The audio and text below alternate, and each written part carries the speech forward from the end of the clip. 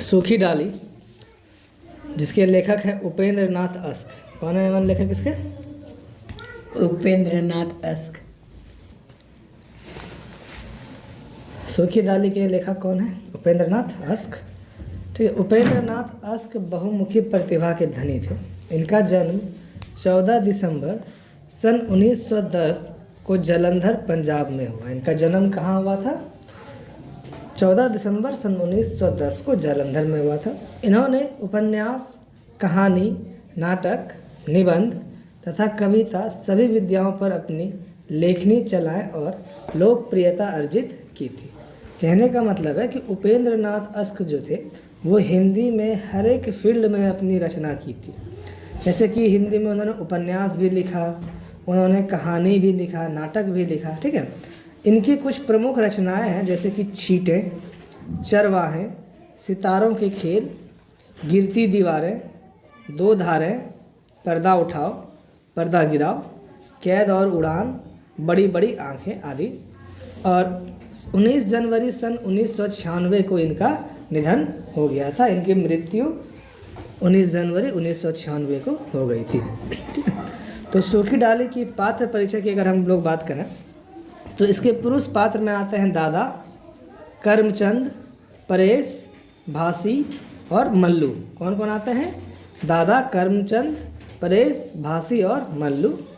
और इसके स्त्री पात्र में आती है बेला, जो कि छोटी बहू है, छोटी भाभी, बेला की सास, इंदू की माँ। तो सबसे पहले पात्र हमेशा बच्चों को याद रहना चाहिए। अगर कोई भी कहानी, कोई भी नाटक कोई पढ़ रहा है तो सबसे पहले उसके दिमाग में हमेशा उस कहानी का पात्र याद रहना चाहिए। ठीक है, तो बेला सबसे छोटी बहू है घर की, छोटी भाभी मंजली भाभी मंजली बहू है और बड़ी भाभी बड़ी बहू है। और इसमें दो पात्र हैं, एक है पारो और दूसरा है रजवा मिश्रानी। रजवा कौन है? मिश्रानी है, यानी कि मिश्रा की पत्नी है। आगे बढ़ते हैं।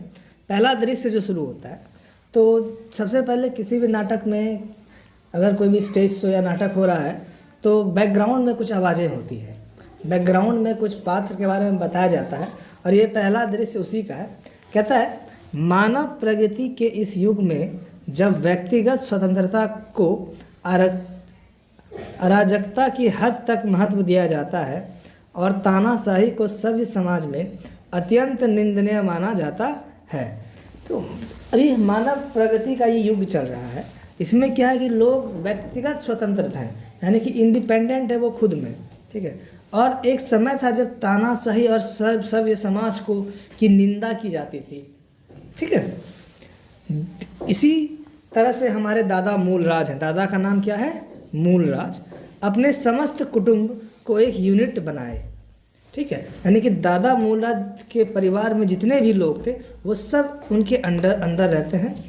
इस पर पूर्ण रूप से अपना प्रभुत्व जमाए उस महान वट की भांति अटल खड़े हैं। ठीक है, जो हमारे दादा मूलराज हैं वो अपने परिवार के लिए एक वट यानी एक बरगद के भांति अटल खड़े हैं। वो उनके अंडर में वो जैसा जीना चाहते हैं, जैसे अपने परिवार को चलाना चाहते हैं, वो उनके अंडर में सबसे सही से चल रहा है। जिसकी लंबी लंबी डालियाँ उनके आंगन में एक बड़े छाते की भांति धरती को आच्छादित किए हुए अगणित घोंसलों को अपनी पत्तों में छुपाए वर्षों से तूफान और आंधियों का सामना किए जा रहे हैं। देखो, हर एक परिवार में क्या होता है ना कि एक बड़ा व्यक्ति होता है, एक सबसे बुजुर्ग व्यक्ति होता है जो कि कल्चर में, सभ्यता में सबसे निपुण होता है। उसी तरह इस परिवार में हमारे दादा मूलराज हैं। कौन है? दादा मूलराज है। वो क्या किए हुए हैं कि अपने परिवार को अपने छांव में वो बरगद की तरह खड़े हैं और अपने परिवार को अपने छांव में रखे हुए हैं अभी तक। वर्षों इस वट की संगति में रहने के कारण दादा वट ही की भांति महान दिखाई देते हैं। आयु के 72 वर्ष देख लेने पर भी उनका शरीर अभी तक नहीं झुका और उनकी सफ़ेद दाढ़ी वट की लंबी लंबी जटाओं की भांति उनकी नाभि को छूती हुई मानो धरती को छूने का प्रण किए हुए हैं। एक बरगद के समान ही दादा हमेशा दिखाई देते हैं, ठीक है। एक बरगद के समान ही दादा का चरित्र है। चाहे कितनी भी आंधी आ जाए, चाहे कितनी भी तूफान आ जाए, एक बरगद का जो पेड़ होता है ना, वो अपने जगह पर अटल खड़ा होता है, अपने जगह पर अटल खड़ा होता है। उसी के भांति हमारे दादा हैं। और दादा की आयु भी 72 वर्ष हो चुकी है। दादा की आयु कितने वर्ष है? दादा की आयु भी 72 वर्ष हो चुकी है। और उनकी सफ़ेद दाढ़ी इतनी लंबी है जो अभी तक नाभि तक पहुंच चुकी है, नाभि तक पहुंच चुकी है। और मानो कि धरती को छू के ही वो वापस जाएंगी। ये उनका प्रण है, किनका? दाढ़ियों का, ठीक है। आगे बढ़ते हैं। दादा का बड़ा लड़का 1914 के महायुद्ध में सरकार की ओर से लड़ते लड़ते काम आया था। जो दादा का सबसे बड़ा वाला बेटा था वो 1914 के महायुद्ध, इसका मतलब 1914 में क्या हुआ था? फर्स्ट वर्ल्ड वार हुआ था, ठीक है। और 1914 के महायुद्ध में उनका बड़ा बेटा लड़ते लड़ते शहीद हो गया था। इसके बदले में सरकार ने दादा को 1 मुरब्बा ज़मीन दी थी। इसके बदले में सरकार ने दादा को क्या दी थी? 1 मुरब्बा ज़मीन दी थी, यानी कि ज़मीन का एक मापदंड जो 25 एकड़ के बराबर होता है। मुरब्बा का मतलब 25 एकड़ ज़मीन, बाप रे बाप। यानी कि किंतु दादा सरकार की इस कृपा ही पर संतुष्ट नहीं रहे, ठीक है। अब दादा का एक बड़ा लड़का जब शहीद हो गया महायुद्ध में, वर्ल्ड वार में लड़ते लड़ते, तो सरकार ने उसके बदले उसे 1 मुरब्बा यानी 25 एकड़ ज़मीन दी। फिर भी दादा संतुष्ट नहीं हुए। अपने साहस, परिश्रम, निष्ठा और दूरदर्शिता से उन्होंने 1 के 10 मुरब्बे बनाए। अब दादा ने क्या किया? जो सरकार उन्हें 1 मुरब्बा ज़मीन दी थी, दादा ने परिश्रम से, निष्ठा से और दूरदर्शिता से उनके 1 से 10 मुरब्बे बना लिए।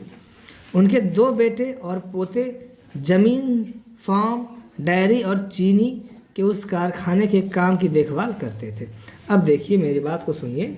जैसे कि 1 मुरब्बा ज़मीन मिला उनको, ठीक है, 1 मुरब्बा ज़मीन। तो फिर दादा ने क्या किया? उसके 10 मुरब्बे बना दिए। यानी कि अगर 1 मुरब्बा बराबर 25 एकड़ होता है तो 10 बराबर 250 एकड़।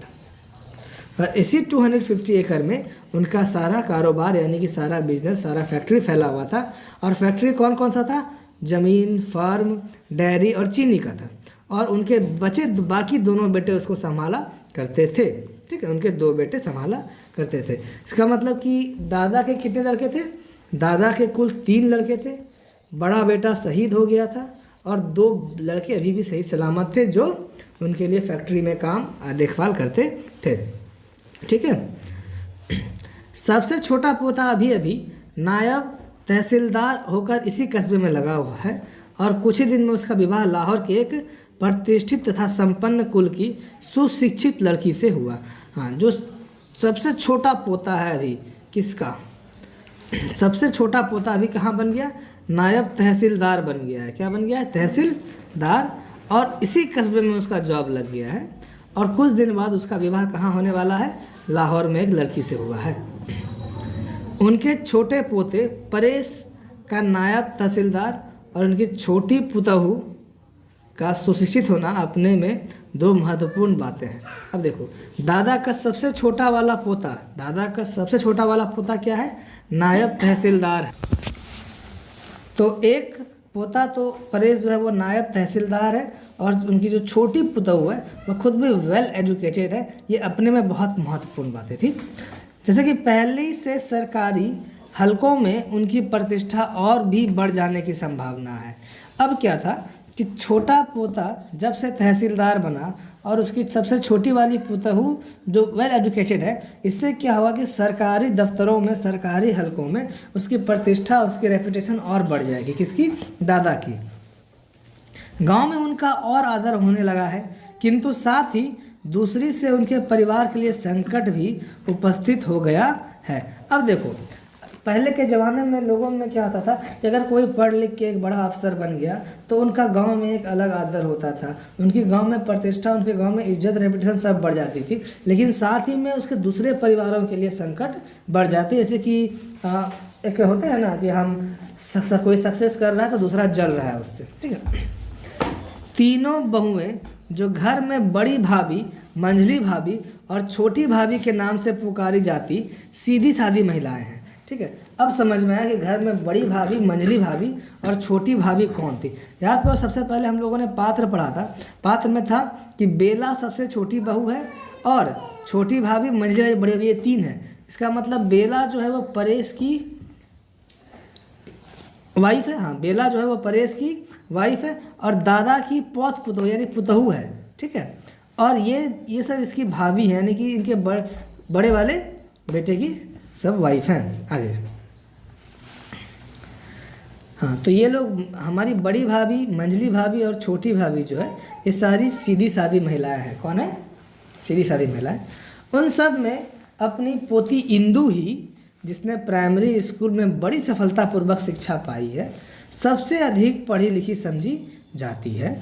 घर में उसकी चलती भी खूब है और दादा अपनी इस पोती से प्यार भी करते हैं, किंतु एक ग्रेजुएट छोटी पुतहू जो घर में छोटी बहू के नाम से पुकारी जाती है के आने से कुटुंब के इस तालाब में इस प्रकार से लहर उठने लगी है जैसे स्थिर पानी में बड़ी सी ईंट गिरने से पैदा हो जाती है।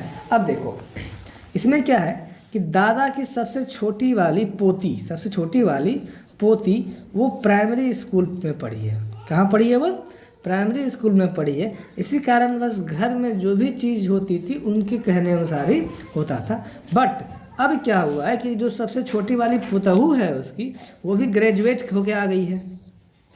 अब दोनों वहाँ पे पढ़े लिखे हैं। अब जब दो पढ़े लिखे मिलते हैं तो फिर तो तकरार तो होती ही है। इसीलिए अब घर में क्या हुआ है, कुटुंब हो गया है। कुटुंब के इस तालाब में एक लहर सी उठने लगी है, जैसे कि कोई शांत वाले पानी में क्या मार दे, पत्थर मार दे। एक गाना है ना, ठहरे हुए पानी में कंकर न मार सावरे। ठीक है, तो वही हो गया कि ठहरे हुए पानी में कोई कंकड़ मार दिया है। अब आगे बढ़ते हैं। पर्दा इमारत के बरामदे में खुलता है, यानी कि जो पहला सीन है इस नाटक का वो कहाँ खुलता है? उस घर के बरामदे में खुलता है।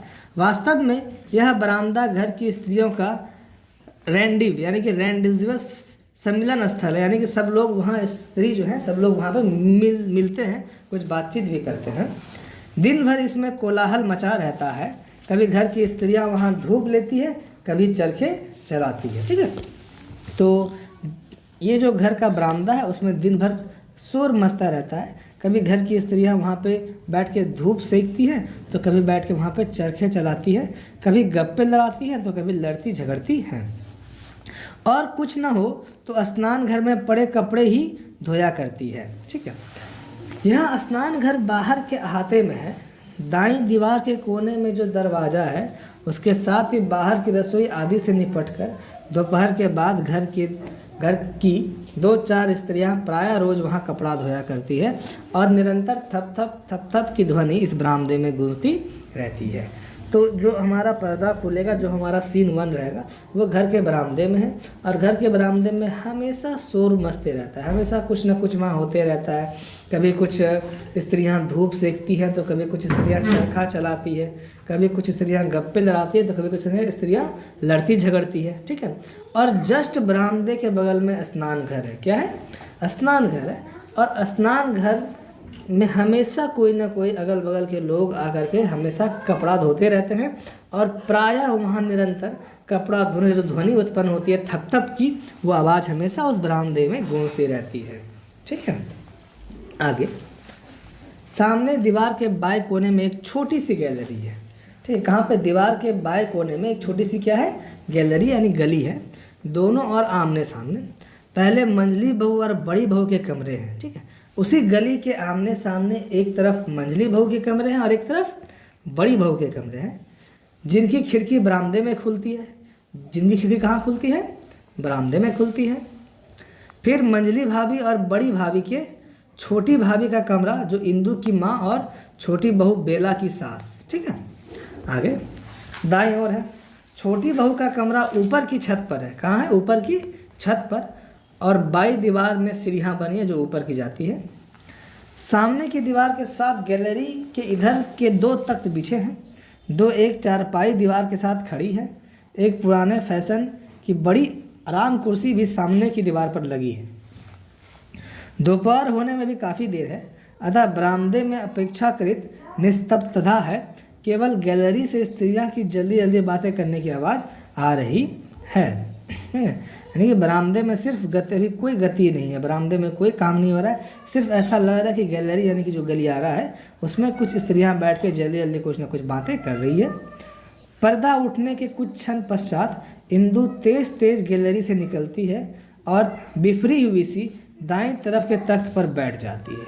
अब जैसे ही पर्दा उठता है तो हम देखते हैं कि इंदु, ठीक है, वो तेज तेज यानी बहुत गुस्से में, बहुत झंझलाहट में बाहर निकलती है और दाईं तरफ जो तख्त यानी कि जो चौकी या कुछ रखा हुआ उस पर बैठ जाती है। उसके पीछे बड़ी बहू शांत स्वभाव से चलती हुई आती है। इंदु की भ्रुकुटी चढ़ी हुई और बड़ी बहू शांत और गंभीर। अब जैसे ही यहाँ से एक इंदु आती है तो इंदु बहुत गुस्साई हुई थी। भ्रुकुटी मतलब कि उसके भौहें एकदम चढ़े हुए थे, जब आदमी गुस्सा होता है तो उसके भौहें ऊपर चढ़ जाते हैं। और उधर बड़ी बहू बहुत शांत और स्वभाव की जब आती है। अब यहाँ से हमारा नाटक शुरू होता है, हमारा एकांकी शुरू होता है। ये एक परिचय था।